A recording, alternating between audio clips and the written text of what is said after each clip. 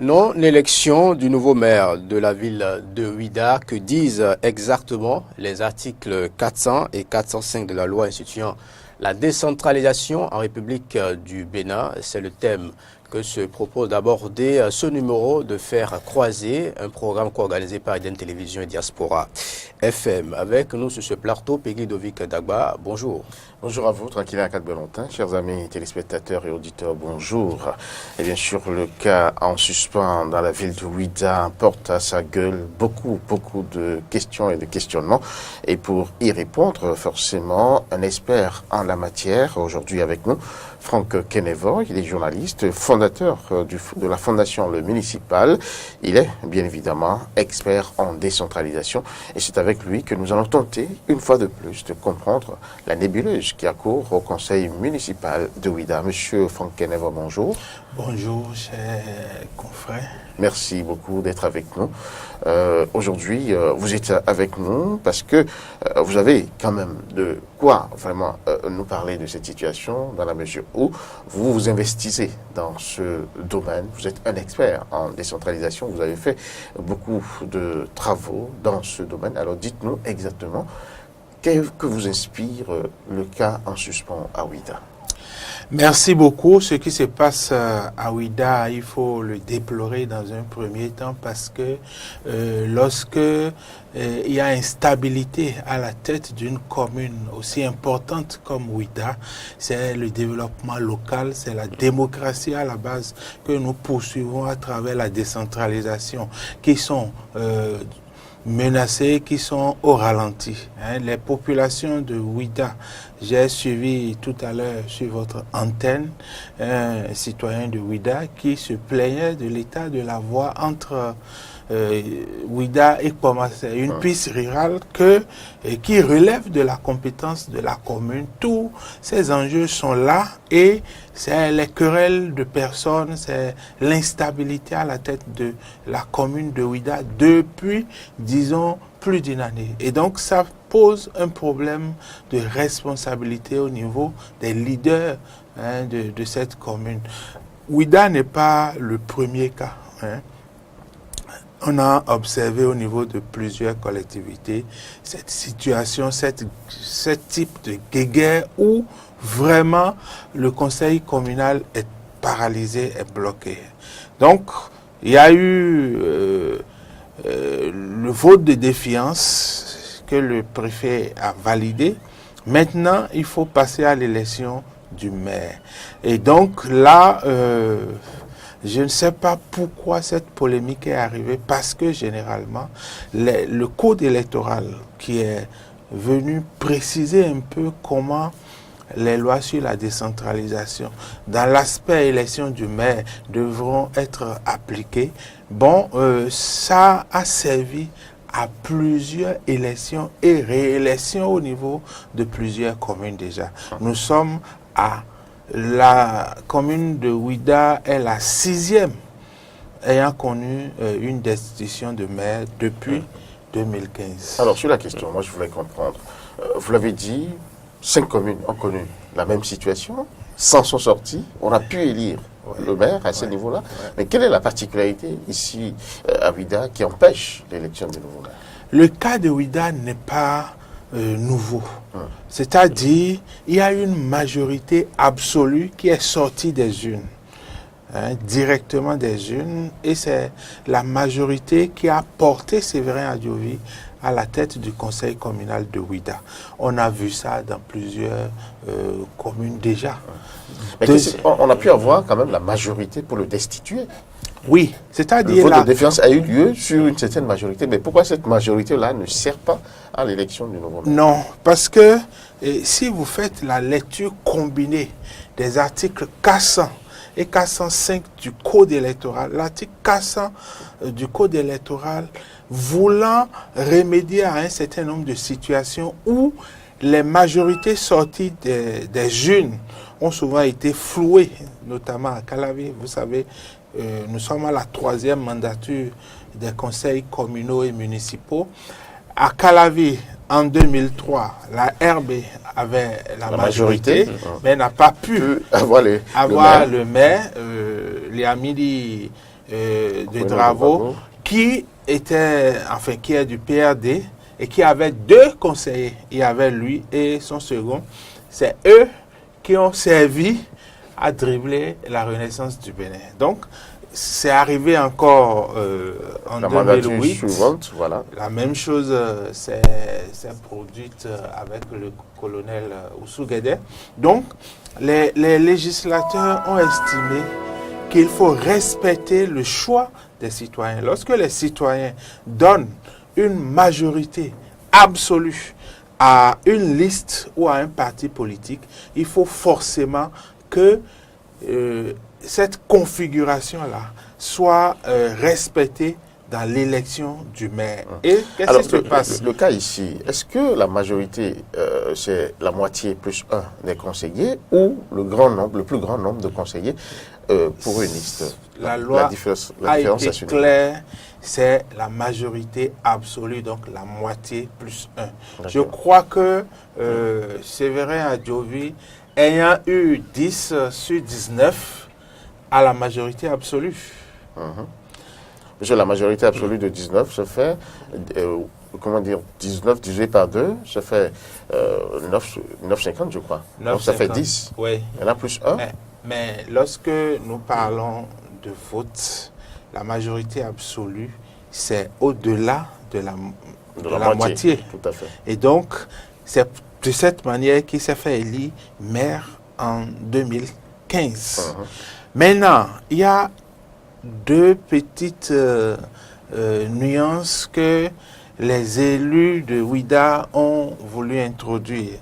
Parce que l'article 400 ne parle pas du maire, mais il parle de la candidature, de la proposition. L'article dit que le candidat aux fonctions de maire est proposé par la liste ayant obtenu la majorité absolue des conseillers. Donc, l'article ne dit pas que le maire doit être élu de cette majorité absolue. Donc, cette majorité propose. Est-ce que ça a été compris comme ça par les conseils communaux qui étaient présents le vendredi dernier à Ouidah? Je disais tantôt que cet article a été déjà utilisé dans plusieurs communes. Et ça veut dire quoi? Ça veut dire que si une majorité, la population donne la majorité absolue à un parti et que ce parti estime qu'il y a quelqu'un d'autre qui n'est pas de leur majorité, mais qui est à même de rassembler la commune, ce parti, ce groupe ou cette liste, alliance ou autre, peut proposer cette personne-là. Il ne faut pas limiter le conseil communal ou municipal. Donc, c'est dans cette logique, certainement, que les députés ont estimé que le débat se pose au niveau de la proposition de la candidature. Donc, aujourd'hui, nous avons dans des communes des maires qui ne sont pas issus du parti ayant la majorité absolue, mais qui sont soutenus par cette majorité absolue et ça passe. Maintenant, à Ouidah, on a voulu faire la nuance. Vous savez, l'article 405 vient dire et reprend un peu les articles du recueil des lois sur la décentralisation lorsqu'il y a vacances. Lorsqu'il y a démission ou lorsque le maire est destitué, en tout cas, quelles que soient les raisons, si la commune se retrouvait sans maire, l'article là vient dire que le maire est élu par le conseil communal ou municipal en son sein. Et à partir de ce moment, certains conseillers de Ouidah estiment que l'article 405 vient annuler les dispositions de l'article 400 qui oblige la liste ayant la majorité absolue à faire la proposition. Et donc, ils estiment que... D'où le combat des tests. Voilà. Ils estiment que à partir de l'article 405, on n'est plus obligé de proposer quelqu'un issu de la majorité qui est sorti des urnes. D'accord. Donc c'est à ce niveau-là que il y a un problème. Ils disent maintenant que tout le monde peut être candidat aux fonctions de maire. Et à partir de ce moment, le débat est biaisé à mon avis. Parce que si la loi met une restriction, cette restriction est valable chaque fois qu'on parle d'élection du maire. On ne peut pas élire un maire à l'installation du conseil et changer les règles lorsqu'il s'agit d'élire un maire après la destitution de ce maire. Est-ce que le législateur lui-même n'a pas introduit alors le conflit? Parce que l'article 400, à la lumière de ce que vous nous avez lu, est quand même assez clair, assez précis. Mais pourquoi alors l'article 405? Est-ce que ça ne vient... Parce que pour être candidat, d'abord, si nous prenons la liste majoritaire, c'est parce que la liste majoritaire est déjà membre du conseil municipal. Oui. Pourquoi venir encore préciser que le maire est élu au sein du conseil municipal? Est-ce qu'on n'aurait pas pu s'en empêcher tranquillement? Mais je crois que, vous savez, produire une loi, c'est une procédure, un mécanisme qui peut avoir des failles. Peut-être que c'est copie-coller, puisque cette même disposition, je le disais tantôt, se retrouve dans les lois sur la décentralisation. Est-ce que ce n'est pas une erreur du législateur? Mais en cherchant à comprendre, il faut regarder l'esprit de la loi. Il faut aller au-delà de la lettre. Il faut chercher à comprendre quel est le problème que le législateur veut régler. Si nous restons dans la configuration de l'article 405, les maires vont être destitués régulièrement. Parce qu'on va se dire, une fois la destitution obtenue, on n'est plus astreint à l'obligation de proposer le maire par la liste ayant eu la majorité absolue sortie des urnes. Donc, à partir de ce moment, moi, je crois que le législateur est dans une logique qui est claire. Lorsque vous lisez le titre ou le chapitre qui est consacré à l'élection du maire et de ses adjoints, il s'agit de protéger plus ou moins la majorité qui est sortie des urnes. Je rappelle aux auditeurs que nous recevons pour eux, puisque eux ne vous voient pas, ils entendent votre voix, il faut qu'ils mettent un nom sur la voix, qu'ils écoutent. Eh bien, nous recevons M. Franck Kenevo, il est le président de la Fondation Le Municipal, journaliste spécial des questions de développement local et directeur de publication aussi de l'hebdomadaire Le Municipal, le premier journal qui décrypte chaque semaine l'actualité des collectivités locales. Aujourd'hui, ce qui se passe à Ouidah dépasse, en tout cas l'étape où ils en sont actuellement, dépasse les compétences, les prérogatives du préfet. Quelle est l'instance habilitée à régler le problème alors? Alors, beaucoup de conseils parlent de la Cour suprême. Mais la Cour suprême ne peut pas être jugée partie. La Cour suprême ne peut pas être consultée par des conseillers alors que le conseil communal de Ouidah est installé. Donc, moi, je crois que c'est le préfet qui doit reprendre la main et reconvoquer le conseil communal de Ouidah pour que les travaux aillent jusqu'à leur terme. Et ce n'est qu'en ce moment qu'on peut consulter, qu'on peut saisir la Cour suprême. Donc, vous voulez dire qu'il appartient maintenant au préfet d'interpréter les deux articles et de prendre le préfet, la disposition qu'il faut? Le préfet, en sa qualité d'autorité de tutelle, est chargé d'assistance conseil, de veiller à ce que la loi soit appliquée. C'est l'une des responsabilités du préfet. Donc, lorsque vous êtes chargé de faire appliquer la loi, vous êtes obligé d'avoir une interprétation de la loi.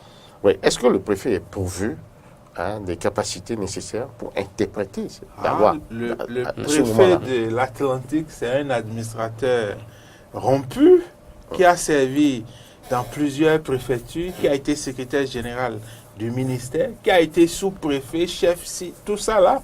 Donc, et il n'est pas seul.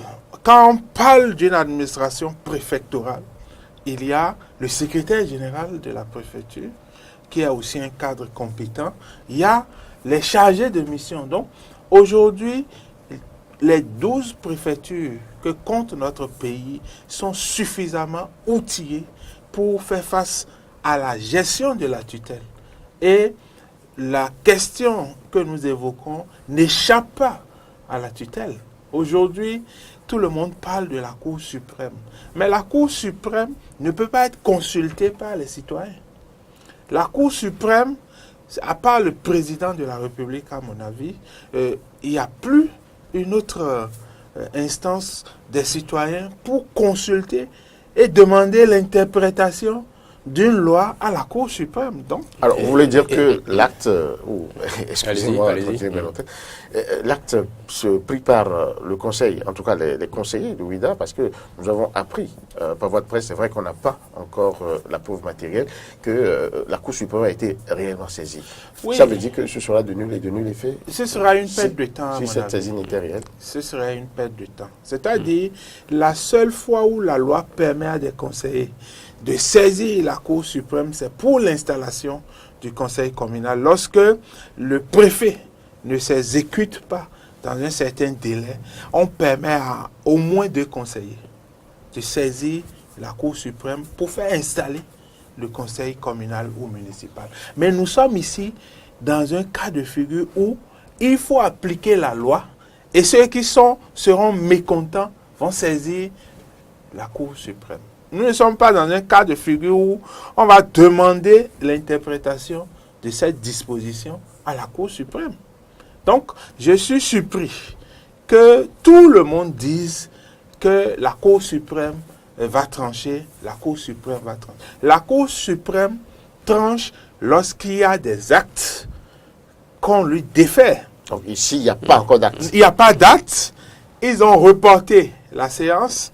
Il faut maintenant que le préfet, qui est l'autorité de tutelle, reprenne la main et nous dise, si le préfet dit il y a problème d'interprétation, je ne peux pas continuer le processus. Les conseillers peuvent alors attaquer cette décision devant la Cour suprême.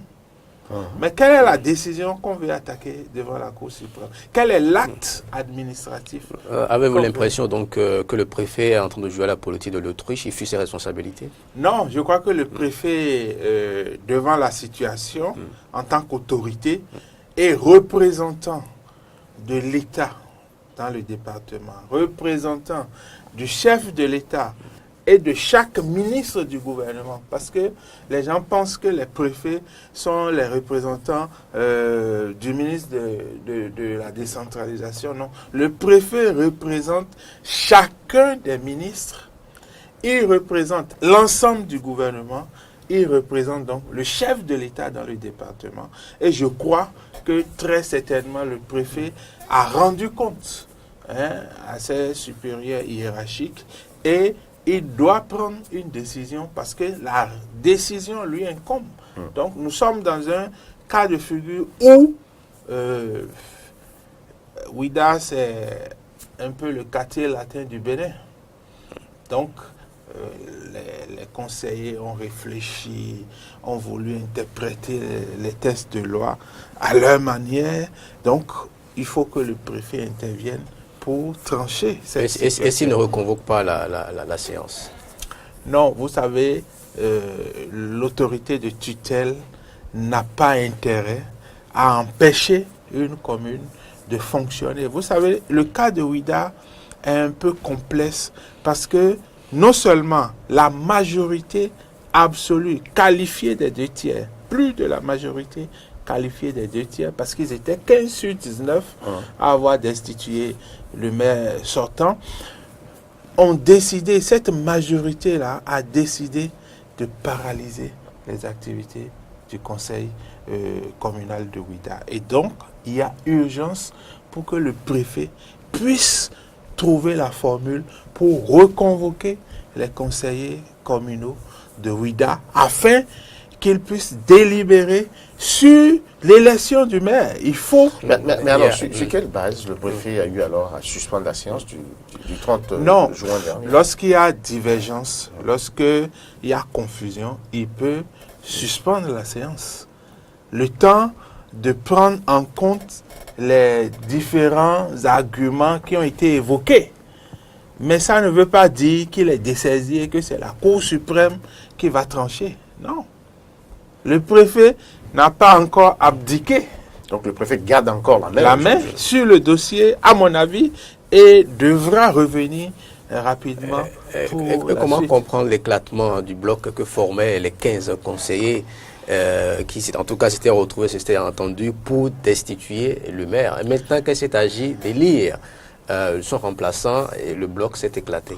Oui, il y a deux candidats dans ce bloc qui visiblement se partagent 7 contre 8. Les 15 conseillers qui étaient ensemble au départ. Vous savez, quand vous avez un adversaire commun, c'est facile de s'entendre pour le faire partir. Mais lorsqu'il s'agit maintenant de s'entendre en votre sein, et comme ce n'est pas l'élection du maire de ses adjoints, ce n'est qu'un poste qui est vacant, c'est-à-dire le poste de maire, c'est difficile. Je crois que les deux candidats, c'était Venance Ningla et Célestine Adjaron. Et bon, il faut qu'ils s'entendent. Parce que s'ils ne s'entendent pas, le maire qui a été destitué avec ses 5 conseillers, il va venir jouer au 3e larron très rapidement. Et il est possible qu'il reprenne la main? Non, pas lui, parce que c'est lui qui a été destitué.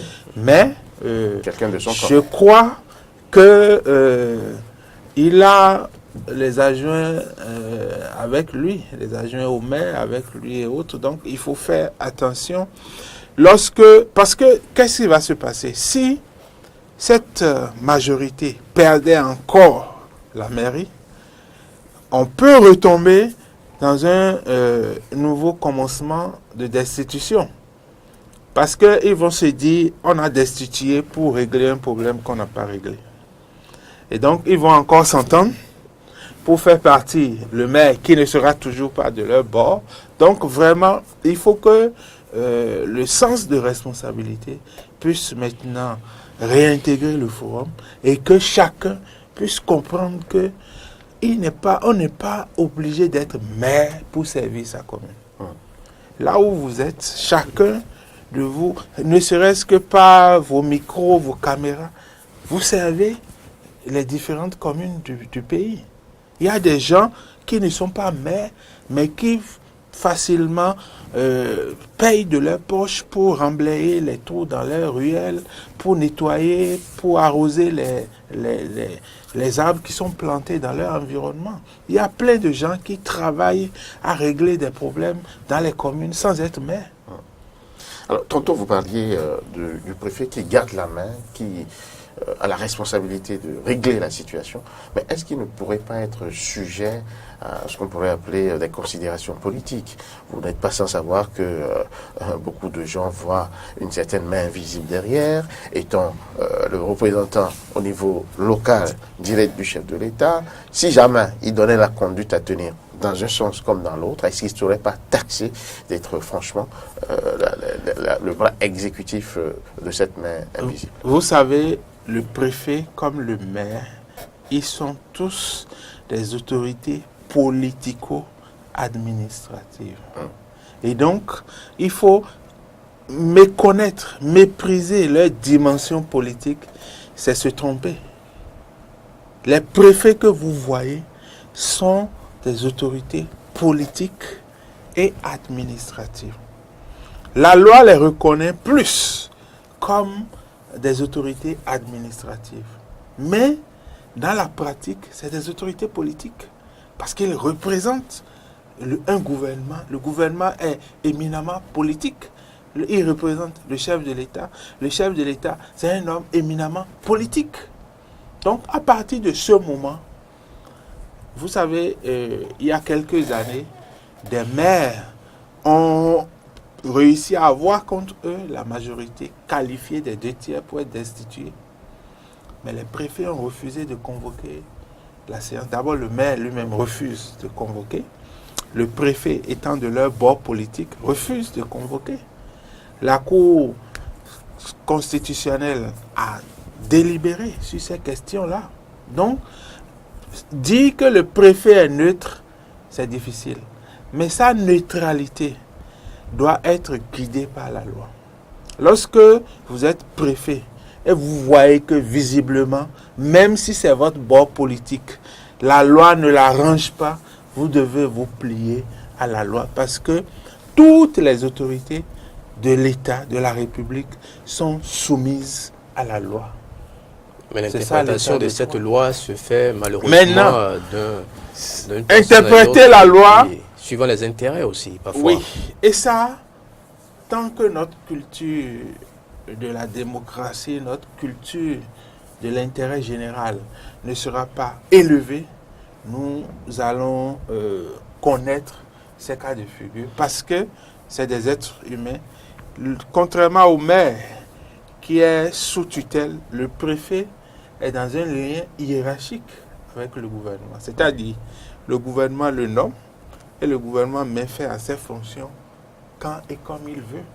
Donc le préfet rend compte à ses supérieurs hiérarchiques et est tenu de déférer à leurs instructions autant que la loi le lui permette. Donc, sur cette base, il faut comprendre que le préfet a une autorité politique, d'abord et avant tout. Maintenant, est-ce que dans ce qui se passe à Ouidah, on peut soupçonner le préfet d'avoir été le relais d'une main invisible?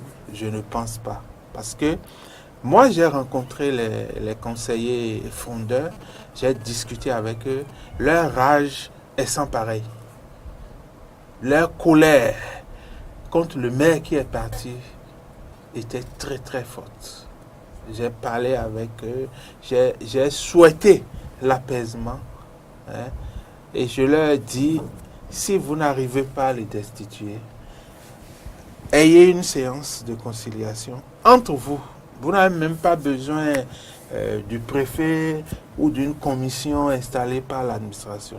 Les sages de Ouidah, appelez-les et discutez. Et entendez-vous sur une feuille de route.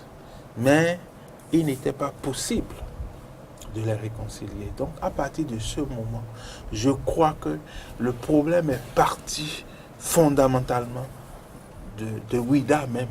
Hein. C'est un groupe de conseillers qui s'est levé, qui a décidé. Maintenant, est-ce qu'ils ont été accompagnés ou pas? Je ne suis pas dans le secret des dieux pour vous le dire. Et même si j'avais des informations, étant donné que ça va être difficile d'en administrer les preuves devant un juge, si quelqu'un nous attaquait pour diffamation, il vaut mieux s'abstenir d'aller sur ces terrains-là. De façon globale, quelle est la position de la fondation municipale quand on parle de destitution, notamment depuis que la décentralisation a pris corps dans notre pays? On ne fait que vivre ce vent-là, ce mouvement-là, qui est devenu pratiquement une habitude. Vous savez, la destitution, c'est un mécanisme des régimes parlementaires que nous avons importé dans la décentralisation pour que le maire, une fois élu, sache qu'il est redevable du conseil communal ou municipal et qu'il ne refuse pas de se soumettre aux instructions, aux décisions de ce conseil-là. En France, il n'y a pas de destitution. Lorsque le maire vient une, deux fois et que le conseil rejette ses délibérations, il démissionne. D'accord. Mais ici, nous n'avons pas encore atteint ce niveau de culture pour se dire, ah, ils m'ont élu, je suis responsable devant eux, ils ne veulent plus de moi, je m'en vais. Nous n'avons pas encore atteint ce niveau-là. À partir de ce moment, le législateur a trouvé juste d'introduire ce mécanisme-là pour que le maire puisse avoir l'esprit qu'il n'est qu'un exécutant. Le conseil décide, le maire exécute. S'il outrepasse... Il n'y a pas de suprématie du maire, en fait. Non, non. Le maire est un exécutant, c'est-à-dire l'assemblée des conseillers décide et le maire exécute. Mais si on parle de gestion solitaire, de gestion opaque, il y a un problème. Est-ce que les maires eux-mêmes comprennent ça? Parce que c'est ça qui est le plus important. Est-ce qu'ils se savent au service du conseil municipal et non au-dessus du conseil municipal? Les tests sont clairs. Maintenant, le maire, en tant qu'autorité administrative, a des attributions. Mais les compétences de la commune, c'est le conseil communal ou municipal qui les détient. C'est le conseil qui délibère sur les compétences de la commune. Mais le maire, étant une autorité administrative, la loi lui donne un certain nombre d'attributions. C'est-à-dire, il est dépositaire d'un pouvoir réglementaire. Il peut prendre des arrêtés. Il est le chef de l'administration communale. Donc, tous les adjoints au maire, les chefs d'arrondissement, tout le personnel de la commune, de la mairie, tout le personnel, ils sont dans un lien de subordination avec le maire. Donc, le maire a quand même un certain nombre. Le maire est le chef. Il est le chef. Il nomme aux emplois communaux. Il peut mettre fin au mandat, aux nominations et autres. Donc, le maire a des pouvoirs. Mais ce que je voudrais préciser, c'est que lorsque la loi parle de désaccord ou de crise de confiance, il faut comprendre. Le désaccord, c'est que nous nous sommes entendus sur une politique à mener à la tête de la commune et tu t'écartes de cette politique-là.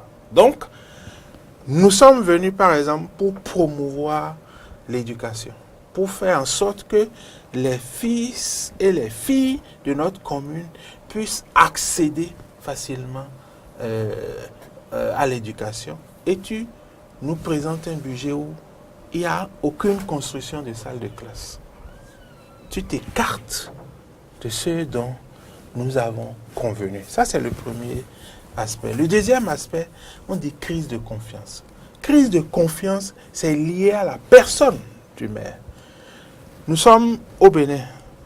Un maire qui soutient, par exemple, l'homosexualité, un maire qui a des penchants de pédophiles, il y a crise de confiance. Je ne me retrouve plus dans ta personne.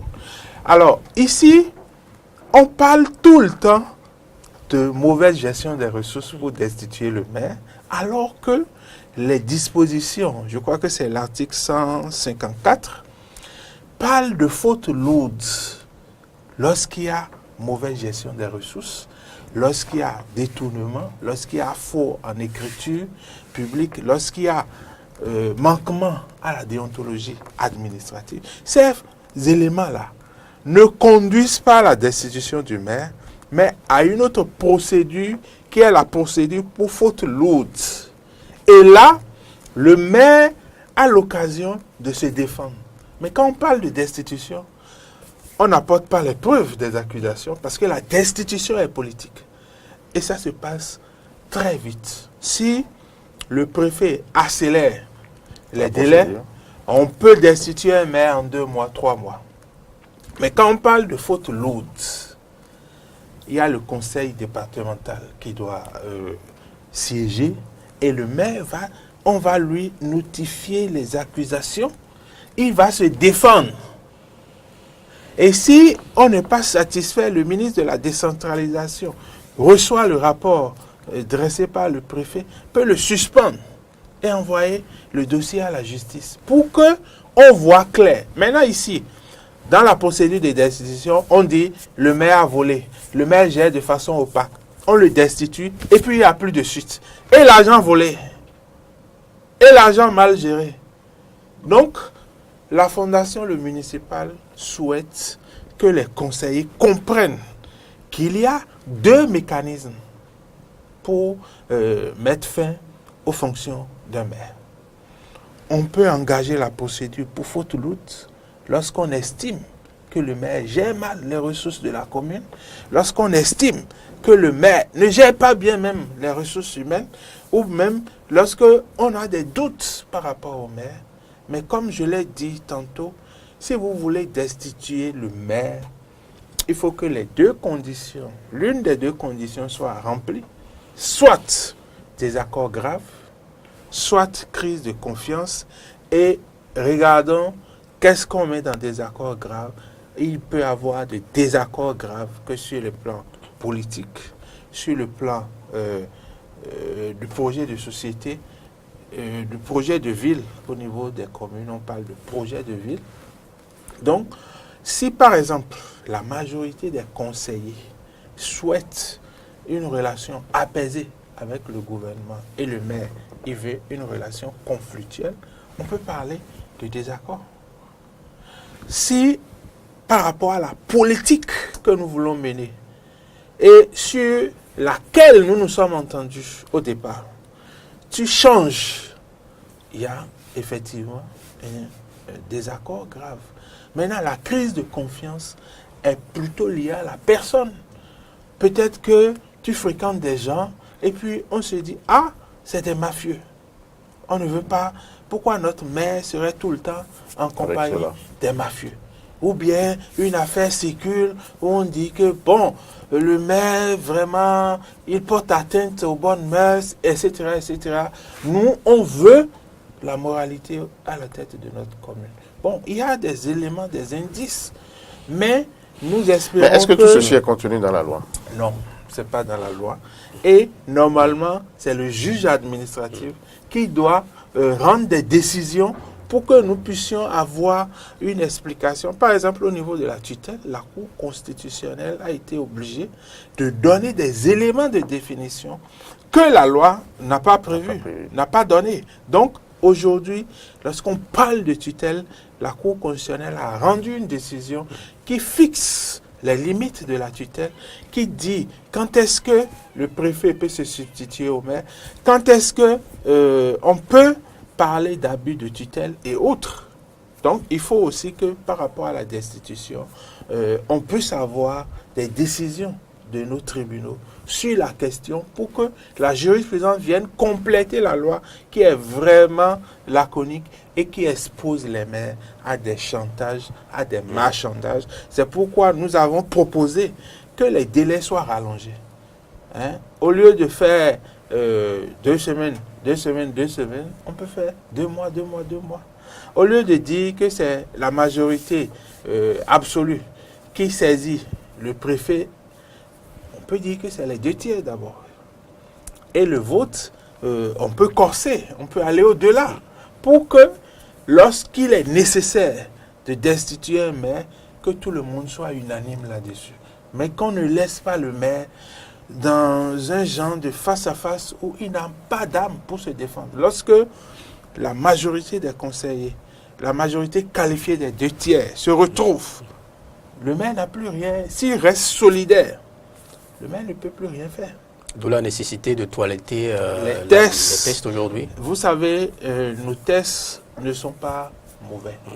Mais il y a des éléments par rapport au fonctionnement que nous avons pu observer depuis bientôt 15 ans.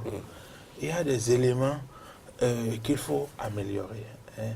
Nos tests n'ont pas prévu des mécanismes pour la démocratie locale.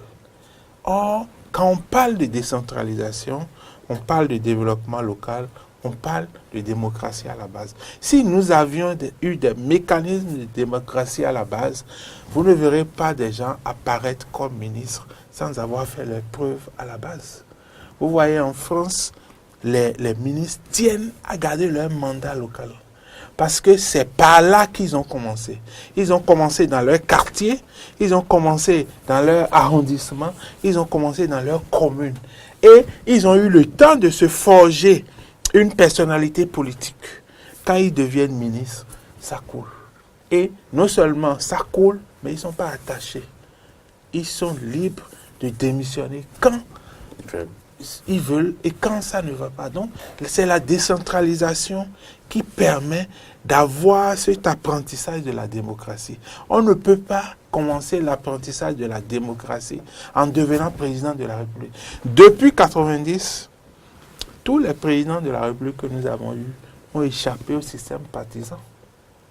Or, si nous avions un mécanisme de démocratisation à la base, c'est ce mécanisme-là qui va permettre à la majorité des Béninois de comprendre la culture démocratique.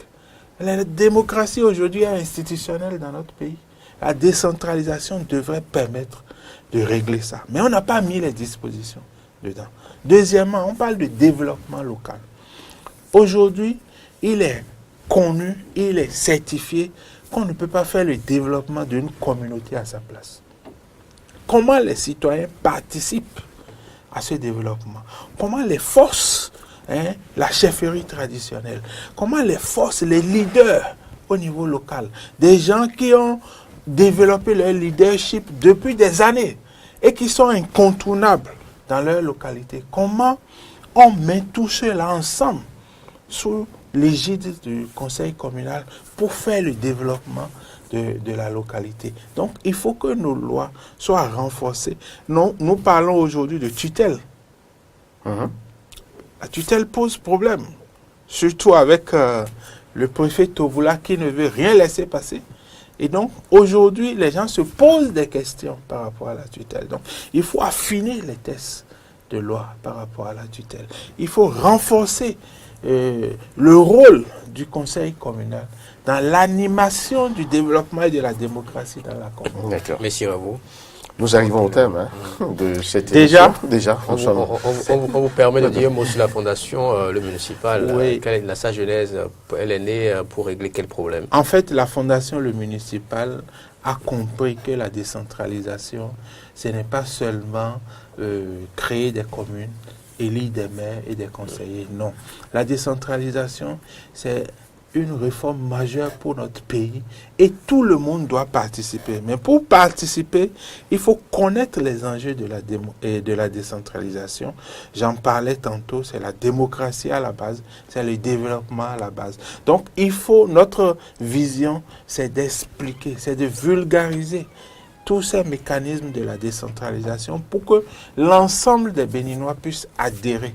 Les pays aujourd'hui qui émergent et qui résistent aux différentes crises, comme l'Allemagne, c'est un pays solide, c'est un pays très décentralisé, où les différents acteurs, l'État, les landers, les populations, les communes, tous ceux-là, ils connaissent leur rôle et leurs responsabilités.